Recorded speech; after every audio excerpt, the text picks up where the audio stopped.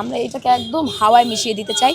আমরা 24-এ জীবনটাকে দিয়ে দিয়েছি যে হাসিনা থাকলেও আমরা মরবো, যে কোনো দোলা আমাদের উপায় নাই, আমরা মরণ 24-এ বরণ করে নিছি। ভারতের আধিপত্য কায়েম করার মেইন হাতিয়ার ছিল বাংলাদেশে এই ফ্যাসিস্ট হাসিনা, ফ্যাসিস্ট মুজিব এবং আওয়ামী লীগ, এবং তাদের যে কিবলা সেটা হচ্ছে ধানমন্ডি 32। বাংলাদেশে হাসিনার এবং ভারতের আধিপত্যবাদ কায়েম করার জন্য যে সকল যে সকল আস্তানাগুলো রয়েছে, সেটা টুঙ্গিপাড়া হোক, ধানমন্ডি 32 কিংবা যেখানেই হোক, সেগুলো গুড়িয়ে দেওয়ার জন্য আজকে আমরা প্রাথমিকভাবে ধানমন্ডি 32-এ এসেছি। হাদি ভাই ছিল বাংলাদেশের একজন বলিষ্ঠ কণ্ঠস্বর।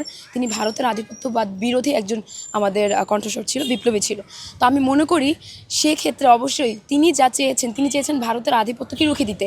তো ভারতের আধিপত্য কায়েম করার মেইন হাতিয়ার ছিল বাংলাদেশে এই ফ্যাসিস্ট হাসিনা, ফ্যাসিস্ট মুজিব এবং আওয়ামী লীগ, এবং তাদের যে কিবলা সেটা হচ্ছে ধানমন্ডি 32।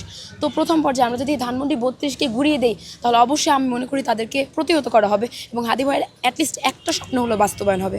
এটা আসলে এখনও আসতেই আছে।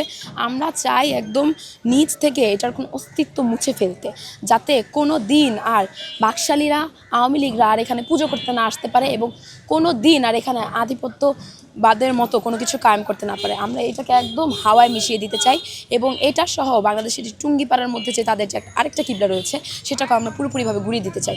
আজকে আমার ভাইয়ের রক্ত নিছে, আরে ভাই এই হাদি আপনার ভাই, আমার জুলাইয়ের যোদ্ধা, আমার ফ্রেন্ড, আমার বন্ধু, সে আমার বড় ভাই।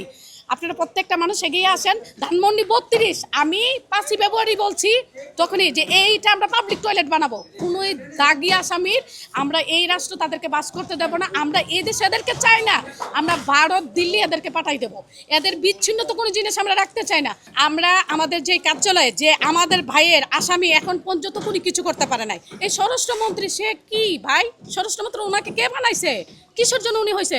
স্বরাষ্ট্রমন্ত্রী থাকবে বাঘের মতন, যার উচ্চত সুর থাকবে টার্গেট, সে বেজা বিড়াল, কোনো কথাই বলতে পারে না। সে এইভাবে থাকে কেন রে ভাই? যে স্বরাষ্ট্রমন্ত্রী, সে ধমক দিবে, ধমকের ছোটে মানুষের ভয়ে কাঁপবে, সে হলো স্বরাষ্ট্রমন্ত্রী। মরণের আগ পর্যন্ত 24-কে আমরা ধারণ করে নিছি। আমরা মরবো কিন্তু আমরা ভাঙবো না, মচকাবো না। জীবন দিয়েছি, রক্ত দিয়েছি, আরো দেব। আমার ভাইয়ের প্রতিশোধ আমরা নেব।